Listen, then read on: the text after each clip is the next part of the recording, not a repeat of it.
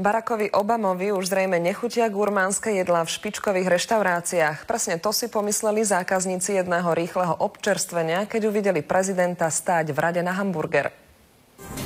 Chuť na typické americké jedlo dostal aj viceprezident Joe Biden, ktorý si s Obamom pekne počkali, kým na nich neprišiel rad. Pri výbere hamburgeru sa však skôr uvoľnil Biden a k štiplavému menu si objednal aj pivo. Obamovi, ktorý je známy zdravým životným štýlom, musela stačiť minerálka a syr. V parku pri londýnskom Toweri sa rozpútalo pukancové šialenstvo. Z najväčšej popcornovej krabice na svete sa na ľudí vysypala tona pukancov. Tí, ktorí neodolali a prišli, sa mohli nielen najesť, ale aj vyhrať hodnotné ceny.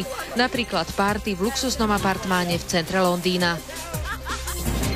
Britskí botanisti majú nového nepriateľa, je ním španielský hyacint. Odborníci sa obávajú, že sa zmieša s anglickým hyacintom a vznikne nový hybrid. Ten už podľa nich nebude mať takú jasnú tmavomodrú farbu.